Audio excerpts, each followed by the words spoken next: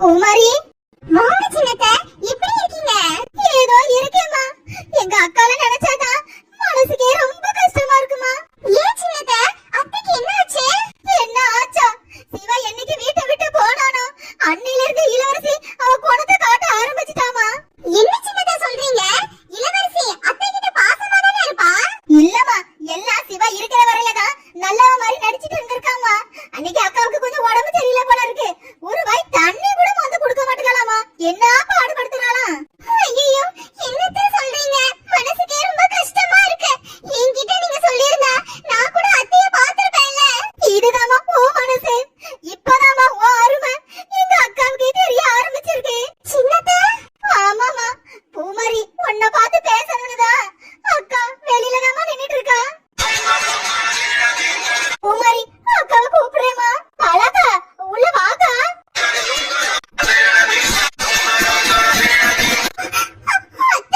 பூமாரி உன் மூச்ச பார்க்க கூட எனக்கு தைரியம் இல்லம்மா.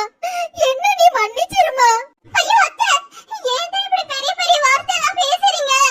போக்கா, உன் மருமக கிட்ட இருந்து பேசுகா. இல்ல நீலா, பூமாரிய நான் பேச தெரியாம எவ்வளவோ வார்த்தைகள் பேசியிருக்கேன். கேட்க கூடாத கேள்வி எல்லாம் கேட்டிருக்கேன். அவகிட்ட நிக்கிறதுக்கு கூட எனக்கு தகுதி இல்லம்மா. அத்தை, அப்படி எல்லாம் பேசாதீங்க அத்தை. என்னைக்கு இருந்தாலும் நீங்க என்னோட மாமியாரு, என் புருஷனை பெத்த அம்மா. அவருக்கு அம்மானா எனக்கும் நீங்க அம்மா மாதிரி தானே அத்தை. நீங்க பேசுறதுக்கு உரிமை இல்லையா? பூமாரி என்ன மன்னிச்சிருமா. நீ என்னை ஒரு பெத்த தாயா நினைக்கிற. ஆனா நான் உன்னை ஒரு மனுஷியாவ கூட நினைக்கலையம்மா. அத்தை, நீங்க கவலையே படாதீங்க அத்தை.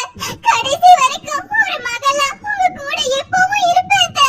இந்த வார்த்தை எனக்கு போதுமா.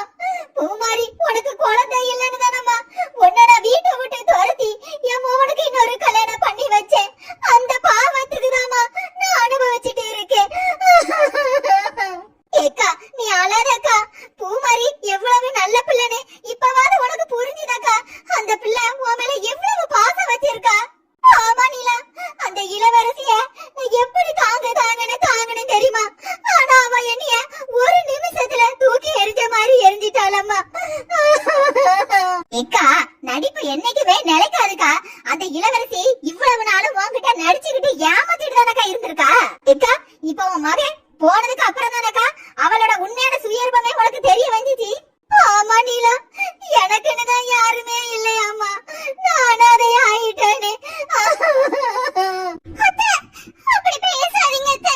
உங்களுக்கு நான் இருக்கேன் அத்தை. உங்க மருமக பூமாரி எப்பவுமே உங்க கூட இருப்பா அத்தை. இது போதும் பூமாரி. சிவா எனக்காக இல்லனாலும் உனக்காகவாது மறுபடியும் திரும்ப வருவாமா. நீங்க ரெண்டு பேரும் திரும்ப ஒன்னா சேர்ந்து வாழணுமா. அதை என் கண்ணால பார்க்கணுமா. உங்க ரெண்டு பேரையும் பிரிச்சு வச்ச படுபாவியே நாதானம்மா. நீங்க ரெண்டு பேரும் நல்லபடியா இருந்தா எனக்கு அதுவே போதுமா. இனிமே நான் என்னத்தை கொண்டு போறேன். அதுக்கப்புறம் நான் கண்ணை மூடுனா கூட பரவாயில்லம்மா. அப்படி பேசாதீங்க அத்தை. எனக்கு உங்களோட பேர பேத்தியோட நல்லதெல்லாம் நீங்க பார்க்கணும்னு ஆசை. அப்ப பூமாரி உன் பிள்ளைகளுக்கு நல்லதெல்லாம் பார்க்கணும்னா எங்க அக்காளுக்கு எப்படியும் 90-100 வயசு ஆயிடுமே. அத்தை, வீட்ல சாம்பாரும் காலிஃபிளவர் ஃப்ரையும் பண்ணிருக்கேன். சாப்பிடுறீங்களா அத்தை? வேண்டாம் பூமாரி, நீ என்ன ஏத்துக்கிட்டிய அதுவே போதுமா. என் மனசு எவ்வளவு நெருஞ்சால இருக்கு தெரியுமா. என்னத்த அதுக்காக சாப்பிடாமலே கிளம்புவீங்க? சாப்பிடுங்க அத்தை. என்னக்கா, பூமாரி வேற யாருமா? உன் மருமக தானே. சாப்பிடுக்கா. ஏக்கா, பூமாரி அவ கையாலேயே உனக்கு பரிமாறி எத்தனை வருஷம் ஆச்சு. சாப்பிடுக்கா. சரிம்மா பூமாரி, சாப்பிடுறேன். ஆமா, ரியாவும் ரோஹித் எங்கம்மா? அத்தை, அவங்களுக்கு லீவ் விட்டதுல இருந்து பக்கத்து வீட்டு பிள்ளைங்க கூட ஒரே விளையாட்டு. வெளியில தான் விளையாடிட்டு இருக்காங்க அத்தை. ஓ அப்படியாம்மா. ரியா கிட்டயும் பேசணுமா. அந்த பிள்ளை வேலையும் எவ்வளவு கோவப்பட்ட தெரியுமா. ஐயோ அத்தை, நீங்க வேற. ரியா கிட்டலாம் நீங்க கொஞ்சம் பேசினா போதும், அவ அப்படியே மயங்கிடுவா. ஆமாமா, ரியா கூட பரவாயில்ல. ரோஹித் தான் என்கிட்டயும் பேச மாட்டேங்கான். என் மோவே சிவா கிட்டயும் பேச மாட்டேங்கான். ஏக்கா, அவன் சின்ன பையன் தானக்கா. நம்ம அம்மாவை நீ இப்படி எல்லாம் பண்ணிட்டேன்னு உன் மேல கோவத்துல இருக்கா. அதெல்லாம் போக போக சரியாயிடும்க்கா. சரி நிலா. பூமாரி, உங்க அம்மா வீட்ல இருந்த மாதிரியே இல்ல. எங்க போயிருக்காவ? சின்னத்த மாலாக்கா வீட்டுக்கு போயிட்டு வரேன்னு சொன்னாங்க. அப்படியா? மாலா வீட்டுக்கு போயிருக்காவளோ? ஏமா, நீ உன் மாமியார ஏத்துக்கிட்ட. ஆனா உங்க அம்மா உன் மாமியார ஏத்துக்கிடுவாங்களான்னு சந்தேகமா தான் இருக்குமா. ஆமாட்ட, அவங்களுக்கு எப்படியும் கோவம் இருக்கும். சரி பார்க்கலாம். அதுவும் சரிதான். ஒரு பெத்த தாய்க்கு கோபம் வராதாமா? நம்ம பிள்ளை வாழ்க்கைய உன் மாமியார் இப்படி சீரழிச்சு விட்டாலே வருத்தம் யாருக்குதான் இல்லாம இருக்கும். சரி, கடவுளா பார்த்து எங்க அக்கா மனசை மாத்தின மாதிரி உங்க அம்மா மனசையும் மாத்துவாருன்னு நம்பிக்கை இருக்குமா? எனக்கும் அதே நம்பிக்கை இருக்குதா. இல்ல நல்ல நல்ல புடவையா வச்சிருக்கல. என்னடி பண்ற? என்னப்பா உன் சேலைய திருடவா செய்யற? சேலைய பார்க்க வந்தப்பா. அதுக்கு சேலை பார்க்க வந்தாளா? ஒரு சத்தம் கொடுக்க வேண்டியதானே? நீ பாட்டுக்கு ஒத்தையில நின்னு பாக்குறிய? ஒரு சேலை எடுத்து வச்சா தெரியாம போகுது. அம்மாடி ஒன்ன மாதிரி திருட்டு குத்திலா எங்களுக்கு கிடையாது. என்ன நம்ம வர்றதுக்கு முன்னாடியே இந்த சின்ன பொண்ணு வந்து எவ்வளவு நேரம் ஆச்சுன்னு தெரியலையே. சேலை வேற எடுத்துருப்பாளோ என்னமோ தெரியல. கொஞ்சம் செக் பண்ணி பாத்துருவோம். என்ன மாலா, நான் உன்கிட்ட என்ன சேலை வேணும்னே கேட்கல, அதுக்குள்ள நீயா போய் எடுத்துட்டு இருக்க? ஆமாடி, இவளுக்கு சேலை எடுத்து கொடுத்துட்டு இருக்காவ. நானே இங்க எத்தனை சேலை இருக்குது, எத்தனை திருடு போயிருக்குன்னு பாத்துக்கிட்டு இருக்கேன். மாலா, நீ கை வச்சிருக்கல அந்த மஞ்சள் கலர் புடவை கொஞ்சம் எடுத்து கூட. ஏது இந்த எல்லோ கலர் சேரி தானே? கொஞ்சம் வெயிட் பண்ணு, நான் எண்ணிட்டு இருக்கேன். எதுக்கு எதுக்கு எண்ணிட்டு இருக்கா? எத்தனை சேலை இருக்கு, எத்தனை சேலை காணாம போயிருக்குன்னு என்ன வேண்டாம்?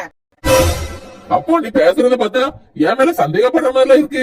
ஆமா, எவளையுமே இந்த காலத்துல நம்பவே முடியாதுப்பா. பாக்க டீசெண்டா இருப்பாள்வ, ஆனா எல்லா திருட்டுத்தன வேலையும் பாப்பாள்வ. ஆமா, இப்ப சொல்றிய, இது நியாயமான பேச்சு. பாத்துக்க, சில பேரு புடவை கட்டிட்டு நீட்டா வருவாள்வ, நல்லா அடுத்த வீட்டு பொருளை கொள்ளை அடிச்சுட்டு போயிட்டே இருப்பாள்வ. என்ன சின்ன பண்ண, நீ என்னதான ஜாடையா பேசுறா? என்ன ரெண்டு பேரும் சண்டை பண்ணி நடக்கிறியா? பாருங்க ஆண்டி, நானே ஒரு சேலை எடுக்கலான்னு வந்தேன். இங்க பாருங்களேன் உங்க மருமக பண்ற வேலைய. நான் சேலைய திருடிட்டு வச்சுட்டேனோ என்னமோ யாதனு அதைய செக் பண்ணி பாக்குறவளாம். சின்ன பண்ணே, நீ மனசுல எதுவும் கோவப்படாதமா. அவ போற இடத்துல எல்லாம் திருடிட்டு வருவாள்ல, அந்த புத்திதானமா அவளுக்கு இருக்கும். என்ன கிழவி, நான் யார் வீட்டுல போய் திருடுனேன் நீ வந்து பாத்தியோ? சின்ன பிள்ளைல இந்த ரப்பர் பென்சில் எடுத்துட்டு வருவாள்ல, அதே மாதிரி நீ யார் வீட்டுக்கு போனாலும் ஒரு சின்ன பொருளானாலும் தூக்கிட்டு வந்துறிய. நானும் எல்லாத்தையும் நோட் பண்ணிட்டு தானே இருக்கேன். அட கடவுளே, அப்படியா? ஆமாமா, வேற திருட்டுக்காரி. ஆமா கிழவி, மருமகளை அடுத்த முன்னாடி இப்படி டேமேஜ் பண்ணு, அவளுக்கு ரொம்ப மதிப்பாள்வல்ல. சரி ஆண்டி, நான் வாரேன். என்ன, நானும் பங்கனுக்கு ஒரு சேலை எடுக்கலான்னு வந்தேன். இவன் நம்மள ரொம்ப அசிங்கப்படுத்துறா. என்ன சேலை உலகத்துல எடுக்கவே முடியாது, 1000 கடை இருக்கு, நான் இங்கே போய் எடுத்துக்கிறேன். ஏய், அப்படிலாம் வெளியில போக முடியாதுடி. நான் நல்லா எண்ணி பாத்துட்டேன், ஒரு சேலை குறையுது. எப்படி குறையுதுன்னா அதுக்கு நான் என்னடி பண்ண முடியும்? நீ எவகிட்டயும் வித்துருப்ப. ஏய், நானும் அந்த சேலைய விக்கவே இல்ல. நீ அந்த சேலைய எங்க மறைச்சு வச்சிருக்க சொல்லுடி. என்ன ஆண்டி வம்பா போச்சு? சேலையை தானே நான் பார்க்க வந்தேன். சேலையை திருடிட்டானே என் மேல ஒரு பட்டை கட்டிட்டு இருக்கா. அதானே சின்ன பண்ண விளையாடிட்டு இருக்காத. விளையாட்டுத்தனமா எடுத்து வச்சிருந்தாலும் அதை என்கிட்ட குடுத்துருப்பா. அது ரொம்ப விலை கொண்டு புடவை. நம்ம 2 பேருக்கு வருத்தம் வரும் பாத்துக்க. ஏய், வருத்தம் வந்தாலும் பரவாயில்லடி, நான் எடுத்திருந்தா கொடுப்பேன். உன்கிட்ட பேசினா வேலைக்கு ஆகாதே. அத்தை போய் கதவை போட்டுக்க, இவளை கொஞ்சம் செக்அப் பண்ண வேண்டி இருக்கு. இந்த பாவி மட்டும் நான் உன்கிட்ட ஒரு சேலை எடுக்க கூட செய்யல. எடுக்காதவரை போய் இப்படி நீ செக்அப் பண்றேன்னா நான் சொல்றத கேளுடி. நீ எல்லாம் விளங்க மாட்ட. உனக்கு ஒரு சேலையும் விற்கவும் விற்காது. ஏய், எனக்கு சேலை விக்கலனாலும் பரவாயில்லடி. நீ எடுத்திருந்த சேலைய மரியாதையா குடுத்துரு, இல்லன்னா அதுக்குள்ள காசை குடுத்துட்டு போயிட்டே இரு. ஆண்டி, உங்க மருமகளை சும்மா இருக்க சொல்லுங்க. நான் ஒரு சேலை கூட எடுக்கல. எடுக்காதவளை இப்படி அசிங்க அசிங்கமா பேச சொல்லாதுங்க. அப்புறம் கெட்ட கோபம் வர நான் என்ன பண்ணுவேன்னு எனக்கே தெரியாது. பாட்டி, நீங்க தைக்க கொடுத்திருந்தீங்கல்ல ஆரி ஒர்க் பிளவுஸ் தைச்சாச்சு பாட்டி. லூசு பையல, இவன் ஆட்டக்காரிட்ட சொல்லி வச்சிருந்தானே சாயங்காலம் நானே வந்து வாங்குறேன்னு, அதுக்குள்ள இப்படி அனுப்பி வச்சிட்டால. என்னது ஆரி ஒர்க்கா? காட்டு காட்டு. பாருங்கக்கா, அந்த பாட்டி நல்ல லேட்டஸ்ட் டிசைனை பார்த்து தான் சொல்லிருக்காங்க. ஃபுல்லா கவர் ஆகுற மாதிரி தான் கேட்டாங்க. உங்களுக்கும் இதே மாதிரி வேணும்னா கூட சொல்லுங்கக்கா, அம்மா தைச்சு கொடுப்பாங்க. அட கிழவி, உன் மூஞ்சிக்கு லேட்டஸ்ட் டிசைன்ல ஆரி ஒர்க் ஜாக்கெட். என்ன மருமகளே, நான் போட்டா என்ன? எல்லாரும் கல்யாணத்துக்கு நல்ல ஆரி ஒர்க் ஜாக்கெட் வச்சுதான் போட்டு போறாங்க. எவ்வளவு அழகா இருக்கு தெரியுமா? நானும் அதே மாதிரி போட்டேனா ஒரு 10 வயசு கம்மியா தெரியும்ல. இரு கிழவி, இந்த பையன் போகட்டும், அதுக்கப்புறம் உனக்கு இருக்கு. அடக்க கடவுளே, 70 வயசு கிழவிக்கு ஆரி ஒர்க் ஜாக்கெட் கேக்குதா? ஏல, எவ்வளவு ஆச்சு மொத்தமா? அக்கா, ஆரி ஒர்க் போட்டது மொத்தம் 4500க்கா. அப்புறம் அந்த பாட்டி சேலைக்கு ஓர் அடிக்க சொன்னாங்க, அது ஒரு 50 ரூபாய்க்கா. என்னது சேலையா? காட்டு. ஐயோ, மாட்டிடுவேனே. ஏ தம்பி, வீட்டுக்கு எடுத்துட்டு பாப்பா, நான் பெருமாண்ட காசை கொடுத்துட்டு வாங்கிக்கிறேனே. அதெல்லாம் முடியாது. ஏ தம்பி, சேலை காட்டு. இதோ பாருங்கக்கா. கடவுளே கடவுளே, இந்த சேலை தானே காணோம்னு தேடிட்டு இருந்தேன். மருமகளே, அது வந்து நாசமா போற கிழவி மருமக சேலைய திருடிப்புட்டு அவ என்னைய திட்டிட்டு இருக்கால, ஒரு வார்த்தை சொல்றாளா? கல்லு மாதிரி நின்னு வேடிக்கை தானே பாத்துட்டு இருந்தா. ஏ கிழவி, 2000 ரூபாய் பட்டுச்சலைக்கு உனக்கு 4500 ஆரி ஒர்க் ஜாக்கெட் கேக்குது என்ன? நானும் சரி சின்ன பொண்ணு திருடி இருப்பா போலன்னு அவ மேல சந்தேகப்பட்டு கேட்டுட்டே இருக்கேன். ஒரு வார்த்தை மூச்சு விட்டியா கிழவி? அப்போ திருடன் வீட்டுக்குள்ள என்ன இருந்திருக்கான்? என்னடி என்ன போய் திருடி திருடின்னு சொல்லிட்டு இருக்கிய?